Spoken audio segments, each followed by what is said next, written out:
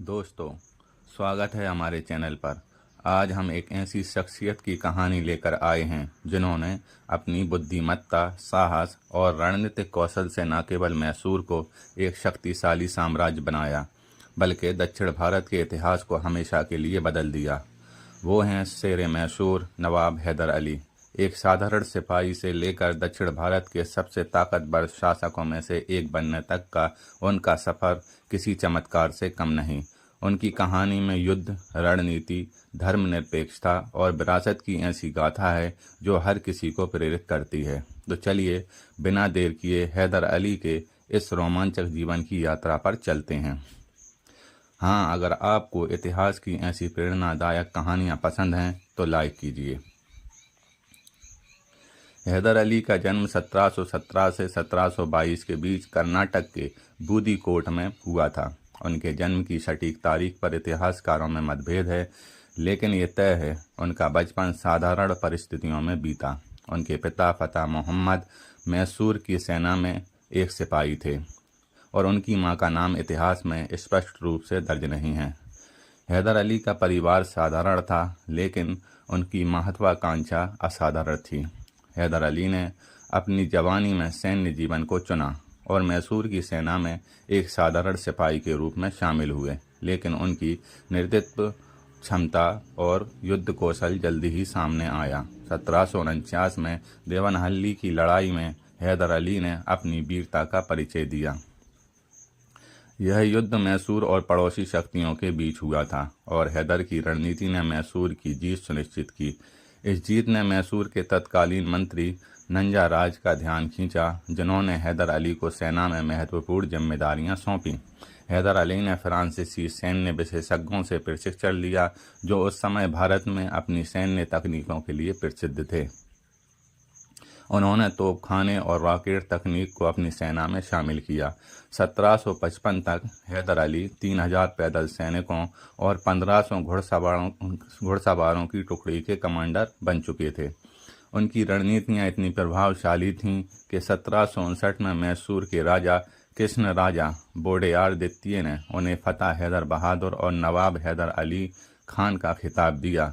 यह वह पल था जब हैदर अली का सितारा चमकने लगा। 1761 तक हैदर अली ने मैसूर की सत्ता पूरी तरह अपने हाथों में ले ली थी। उस समय मैसूर की स्थिति बेहद कमज़ोर थी। बोडेयार राजवंश का प्रभाव कम हो चुका था, खजाना खाली था और मराठों, हैदराबाद के निजाम और अन्य पड़ोसी शक्तियों से खतरा बढ़ रहा था। लेकिन हैदर अली ने अपनी सूझबूझ और नेतृत्व से मैसूर को एक शक्तिशाली और समृद्ध राज्य में बदल दिया। हैदर अली ने अपने सबसे पहले सेना को पुनर्गठित किया। उन्होंने सैनिकों को नियमित वेतन देना शुरू किया, जिससे उनकी वफादारी बढ़ी। उन्होंने फ्रांसीसी तकनीकों को अपनाकर अपनी सेना को आधुनिक बनाया, जिसमें मैसूर रॉकेट्स का विकास शामिल था। ये रॉकेट लोहे के बने होते थे, जिनमें बारूद भरा जाता था और ये 2 किलोमीटर तक मार कर सकते थे। यह तकनीक उस समय की सबसे उन्नत सैन्य तकनीकों में से एक थी।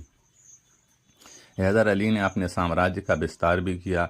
उन्होंने बेदनूर, कनारा, मालाबार, चिक्कमगलूर और अन्य क्षेत्रों पर कब्जा किया। 1758 में मराठों के साथ हुए युद्ध में उन्होंने अपनी कूटनीति का परिचय दिया और शांति संधि की, जिसने मैसूर को स्थिरता दी। हैदर अली का शासन केवल युद्धों तक सीमित नहीं था। उन्होंने मैसूर में धर्मनिरपेक्ष शासन लागू किया। एक मुस्लिम शासक होने के बावजूद उन्होंने हिंदुओं को सेना और प्रशासन में महत्वपूर्ण पद दिए।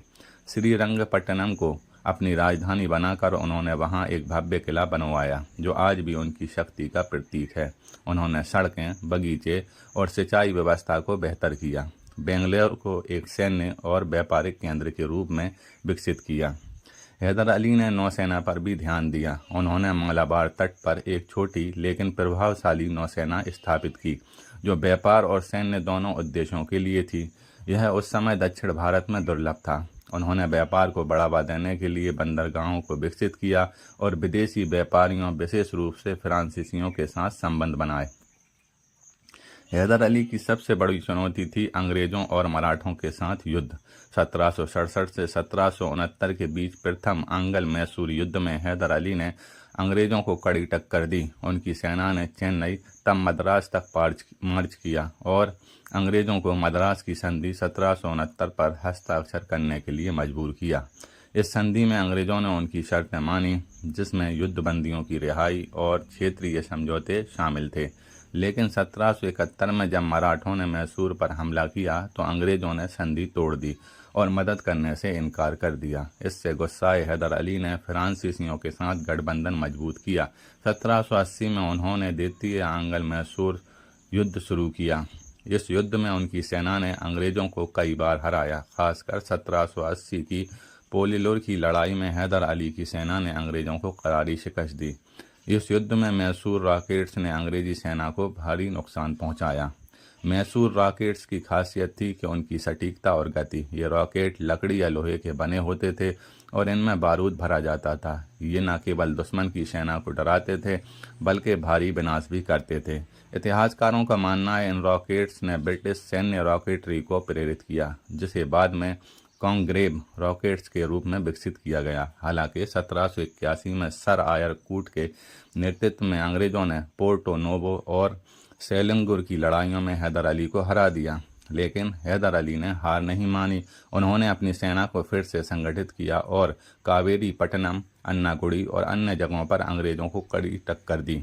उनकी गोरिल्ला युद्ध रणनीति ने अंग्रेज़ों को परेशान कर रखा था।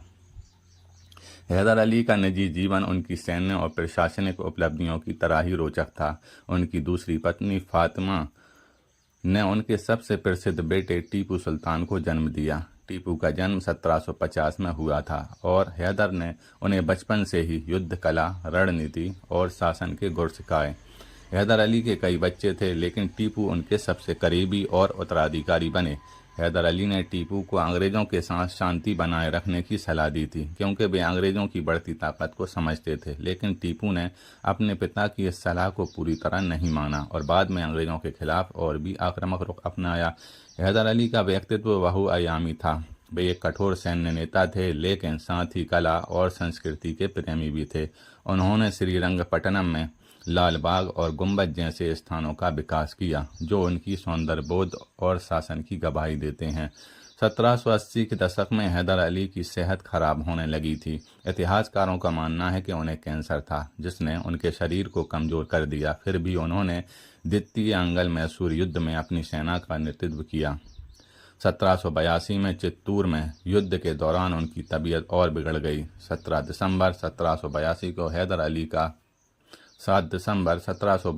हैदर अली का निधन हो गया। उनकी मृत्यु के समय मैसूर एक शक्तिशाली और समृद्ध राज्य था। उनकी सेना में 80,000 से अधिक सैनिक थे। उनका खजाना भरा हुआ था। हैदर अली की मृत्यु के बाद टीपू सुल्तान ने उनकी विरासत को संभाला और मैसूर को और मजबूत किया।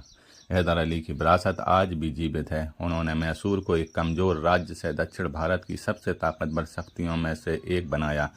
उनकी मैसूर रॉकेट्स ने आधुनिक रॉकेटरी की नींव रखी और उनकी सैन्य रणनीतियां आज भी सैन्य इतिहासकारों के लिए अध्ययन का विषय हैं। उनका धर्मनिरपेक्ष शासन एक मिसाल था। हिंदुओं और मुसलमानों को एकजुट करके उन्होंने मैसूर में सामाजिक समरसता को बढ़ावा दिया। श्रीरंगपट्टनम और बेंगलोर जैसे शहर उनकी दूरदर्शिता के प्रतीक हैं। उनकी नौसेना और व्यापारिक नीतियों ने मैसूर को आर्थिक रूप से भी मजबूत किया। हैदर अली की सबसे बड़ी विरासत उनके बेटे टीपू सुल्तान हैं, जिन्होंने उनके सपनों को आगे बढ़ाया। लेकिन हैदर अली की कहानी हमें सिखाती है कि साहस, बुद्धिमत्ता और मेहनत से कोई भी व्यक्ति इतिहास रच सकता है। उनकी कहानी यह भी दिखाती है कि एक साधारण शुरुआत से भी असाधारण उपलब्धियां हासिल की जा सकती हैं। तो दोस्तों, ये थी नवाब हैदर अली की प्रेरणादायक गाथा। एक साधारण सिपाही से लेकर मैसूर के शेर बनने तक का उनका सफ़र हमें सिखाता है कि चुनौतियां कितनी भी बड़ी क्यों ना हो, दृढ़ संकल्प और सही रणनीति से उन्हें जीता जा सकता है।